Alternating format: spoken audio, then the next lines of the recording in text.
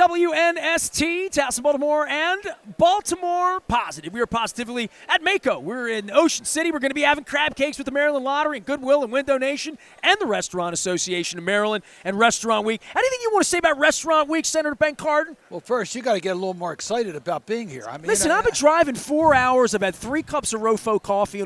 I stopped in Queenstown, Easton, Cambridge, everywhere there is to stop. Did you help a small business in each one of those places? Every single place I go is all I'm doing. That's what we want to see. We want to see you spending some money. I was at Suicide Bridge yesterday. I was at RAR yesterday. Day before that, I was at Crabs to Go, and I was at Burley. I'm doing 31 breweries, all local. 31 crab cakes, and there's nothing but a local crab cake. We went through that last year. Well, that's very true. Well, first of all, it's great to be here. It's great to see people out. It's great to see what's happening here in Ocean City. It's exciting. The businesses are doing well. Again, record numbers that are here. Hotel rooms are really expensive. I'm figuring they must have been full, right? They are. Well, look, it's prime time. This is it. You got to make your money. You got 3 months. You actually, in Ocean City now, it's year-round, and certainly the fall is going to be pretty busy here. They have that music concert coming up. Everybody wants to see Dave Matthews. Can you know anybody down here, Uncle Ben? I've already been approached to try to get tickets. They're not right. They have to reopen and sell some more tickets. They're doing great. Look, it's exciting. It's really exciting to see things booming the way they are right here. People happy. The weather's been great. It's good to see people I haven't seen for a long time. So I'm excited. It's also good to see businesses doing well. I know these are tough times. Look, small businesses have challenges on getting workers. They have challenges on supply chain and cost issues. So we all have to recognize that we are coming out of a pandemic. We have the aftermath of, not the aftermath, but the current circumstances of a war in Ukraine, energy costs. These are tough times. But I think people are more optimistic today than I've seen. I'm glad to see people. All right, Don Moeller's not here today, but he's fishing questions. First things first, inflation reduction. Let's talk about inflation, where all this came from, what a plague does, what wars do, what getting out of wars mean for our country. But this week, historic for my party, your party, the Democratic side, and what's going on in Washington, where you say we can't get anything done. It takes forever, and then Joe's handing the pen to Manchin, and next thing you know, we have law, right? It's been an incredible Congress that started in January of last year. When you look at what's been done, a lot bipartisan, a lot Democrats alone.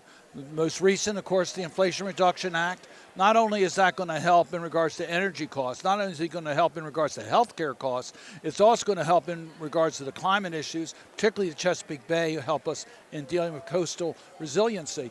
So it's a major bill. But we also passed the PACT Act that helps our veterans deal with the toxic diseases and will establish 2 new community veterans facilities in our state, one in Prince George's County, one in Baltimore City. We also passed, as you know, the bipartisan infrastructure bill. We also passed the CHIPS and Science bill. We also passed so many bills that are important, the Safer Communities Act. So there's been a lot of bills being passed in a Congress in which Democrats have 50 seats in the Senate and Republicans have 50 seats in the Senate, yet we've been able to get things done. How have we as a country allowed the chip thing to get away from us, right? Japan started making stuff in the 70s and 80s. We started buying it, right? And then China started. How did we not see this or get in on this when the industrial, when the point went down? As you know, my dad worked at the point. Well, we were naive. We thought we would just allow manufacturing to take place wherever people wanted to invest their dollars, and other countries were putting out a lot stronger incentives than we were for companies to locate. It's our technology. The semiconductors are our technology. We developed the chips. We developed the advanced chips, and yet we are not producing much of the chips here in the United States at all. In fact, for the advanced chips, we virtually do none. We're very dependent upon Taiwan for our chip, and we know what's going on right now between China and Taiwan. We have to be secure in America on manufacturing of chips. It will not only be important for us that have chips for automobiles and appliances and for our weapon systems, but also the related industries on high-tech manufacturing. So this was a big deal to get this CHIPS bill done, where we'll be investing direct funds as well as tax credits to have advanced manufacturing here in America. Ben Cardin is our guest. He is our good senator here from the state of Maryland. We're at Mako in Ocean City. I'm near all the electeds over here to the side. You're right next to Andy Harris, between Dutch Rupersberger and Senator Van Hollen as well. The rhetoric, I've been all over the state, right? So I'm doing 31 crab cakes. I was in Deep Creek last week, Cumberland. I was in Cambridge yesterday. The guns, the NRA, the red Trumps, the Brandon, all of that. In our state, there was an election recently, and things have sort of changed back from being purple to maybe a little bit more blue for the time being. Some thoughts about the next 8 weeks and finishing out an election, which you've been pretty good at doing for a couple of decades so far. Well, midterm elections are always a little bit unpredictable. We know normally the party that is in power in the White House, usually there's an adjustment in the midterm elections. I must tell you, we're very optimistic on the control of the United States Senate. I know that the House of Representatives, they're also optimistic Democrats can now maintain, based upon a couple things. First, getting things done in Congress. That's made a huge difference. And then secondly, we see what a runaway extreme Supreme Court can do, and there's a concern about making sure that we have the checks and balances in the Congress itself. So I think that's going to help Democrats in the midterm elections. So I'm optimistic. In Maryland, we have great nominees. We had a very competitive primary, but we came through it united. So I think Democrats are in great position in Maryland and in the country. Can expand the court? I think that's an issue for another day's discussion. I think we're all very sensitive to what is an appropriate role in regards to the Congress in checks and balances on the courts.